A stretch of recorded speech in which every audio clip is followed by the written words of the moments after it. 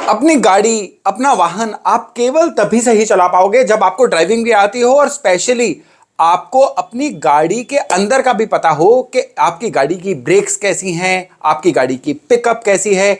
इन सभी चीजों का जब इकट्ठे अंदाजा होगा तभी आपकी गाड़ी सेफली भी चल पाएगी और अच्छी चलती भी रहेगी। ठीक इसी तरह से अगर आपको अपने बर्थ चार्ट का, अपनी जन्म कुंडली का और उसका आपके घर के वास्तु से क्या नाता है, क्या कनेक्शन है, अगर यह पता होगा ना, तभी जीवन की गाड़ी स्मूथली चल पाएगी।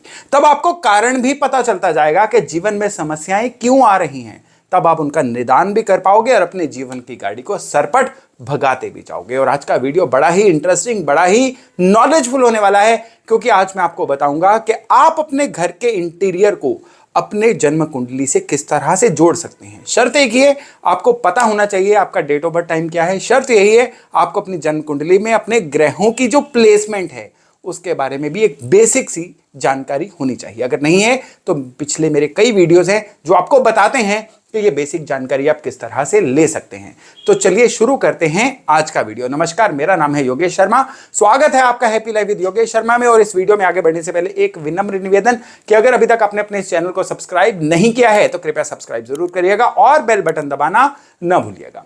तो आपका जो जन्म कुंडली है ना, इसमें ग्रहों की प्लेसमेंट, आपके घर के अंदर रखे हुए ऑब्जेक्ट्स, आपके घर के वास्तु, इनसे सीधा सीधा संवाद कायम करती है।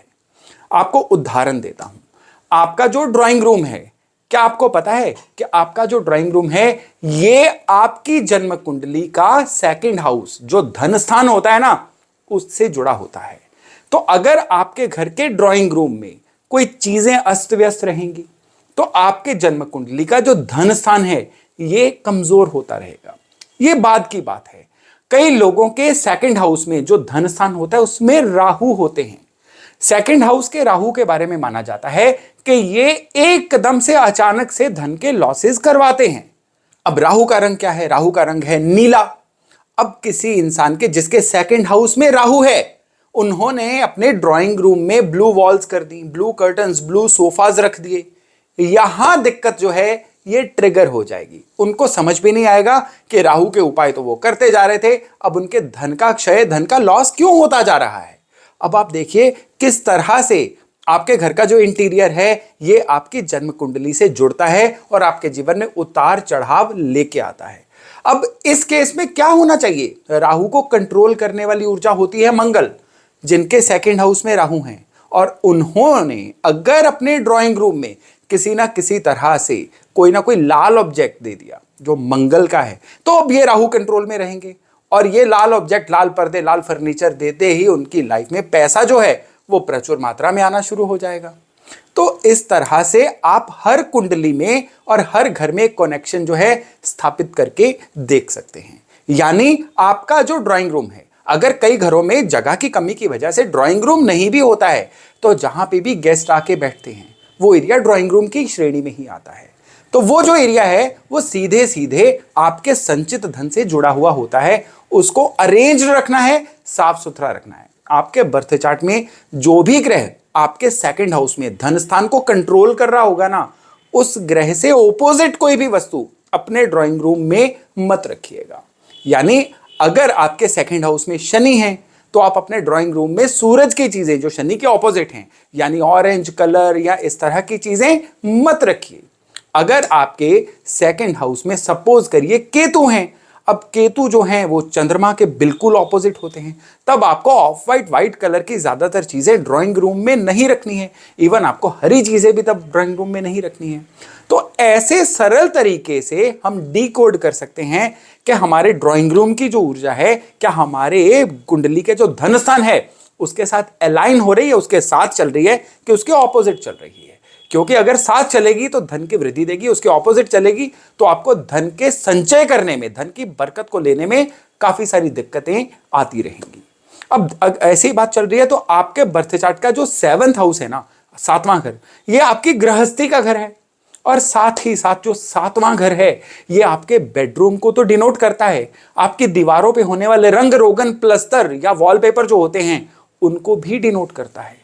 जिनके घरों में सीलन की वजह से दीवारें उखड़ी उखड़ी रहती हैं, उनकी गृहस्थी में किसी ना किसी तरह की दिक्कत आ जाती है। अब 7th हाउस खाली गृहस्थी का नहीं है, अब 7th हाउस जो है ये आपके मदर के लिए पीस ऑफ माइंड का है। अब 7th हाउस जो है ये आपकी लाइफ में जो भी आप परमानेंटली आपका करियर शेप लेगा उसका भी है। तो अगर आपकी दीवारों पे प्लस्तर उखड़ते हैं, अगर आपका बेडरूम लगातार अस्त व्यस्त रहता है, तो ये जीवन में इन कोनों में भी दिक्कत आपको दिखाई देगी। यानी बर्थ चार्ट जो है ना वास्तु के द्वारा ट्रिगर होगा। तो आपको हमेशा ये नॉलेज होनी चाहिए कि आपके घर की जो भी एक्टिविटी है ना ये आपके घर के किस कोने से जुड़ी हुई है। मैं अपने पिछले वीडियोस में कई बार आपको बता चुका हूं, एक बार फिर से बताता हूं कि आपके घर के जो भी टॉयलेट्स होते हैं ये राहु होते हैं। राहु आपके बर्थ चार्ट में जहां पे भी है, अब आपके टॉयलेट्स अगर खराब होंगे तो जिस घर में राहु है ना उस घर के बुरे नतीजे आने शुरू हो जाएंगे। यानी टॉयलेट अगर साफ सुथरा रहेगा, टॉयलेट का दरवाजा अगर हमेशा बंद रहेगा, तो राहु जो है जिस घर में है उस घर के प्रति नेगेटिव रिजल्ट कभी नहीं देंगे।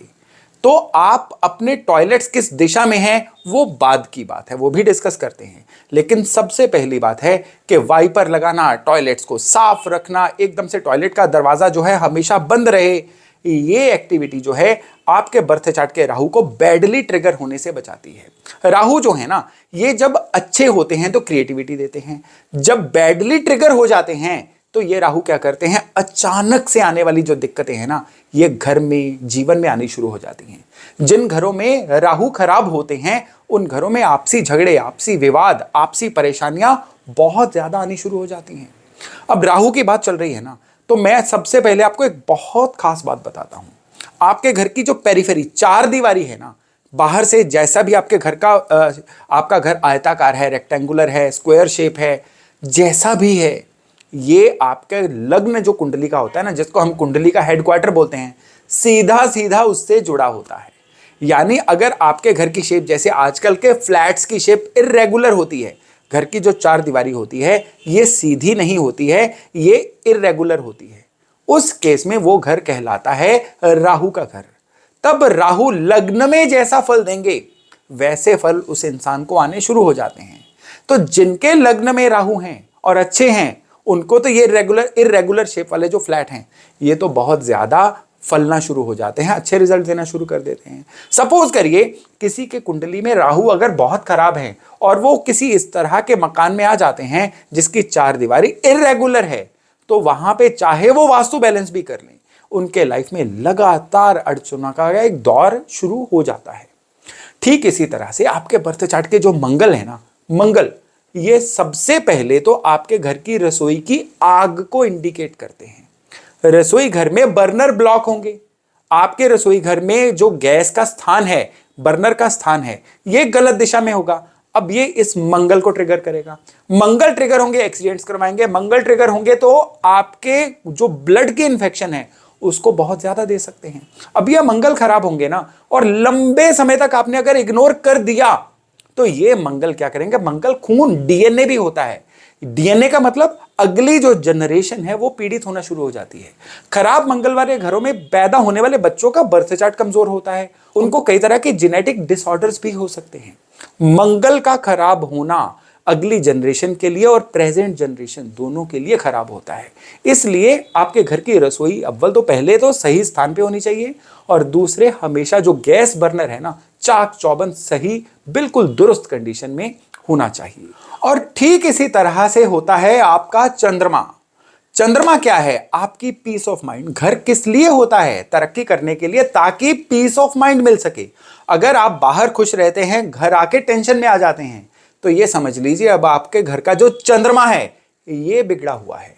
आपके घर का चंद्रमा किस तरह से बिगड़ता है, अगर नॉर्थ ईस्ट में किचन आ जाए, अगर आप चंद्रमा का स्थान घर में नॉर्थ ईस्ट होता है, अगर आपके घर के नॉर्थ ईस्ट में अग्नि का कोई भी अरेंजमेंट है तो आपके घर का चंद्रमा बिगड़ जाएगा। आपकी जन्म कुंडली में चंद्रमा जहां पे भी है, अगर आपने रसोई भी वहां दे दी है तो भी आपका चंद्रमा बिगड़ जाएगा। चंद्रमा बिगड़ेगा तो इस घर में आके आपको कभी पीस ऑफ माइंड नहीं आएगा। हजारों हजार कॉम्बिनेशन है, मैं आपको मेन वो पॉइंट बता रहा हूं जिन पॉइंट्स को अगर आप समझ गए, यानी आपने घर का अग्नि स्थान बैलेंस कर दिया, टॉयलेट्स और घर का राहु बैलेंस कर दिया और आपके घर का ओवरऑल जो धन स्थान है उसको बैलेंस कर दिया, तो आपका जो घर है ना, ये स्वर्ग से भी सुंदर बन जाएगा। ये थी मेरी एक छोटी सी कोशिश कि किस तरह से आप अपनी जन्म कुंडली का अपने घर के वास्तु से कनेक्शन को समझ लें ताकि अपने जीवन को बेहतर बना सके। और मैं आशा करता हूं कि आप अपने जीवन को बेहतर बनाएंगे। तो चलिए, बहुत जल्द मिलते हैं नए टॉपिक, नए विषय के साथ। अपना खूब ध्यान रखिएगा। नमस्ते।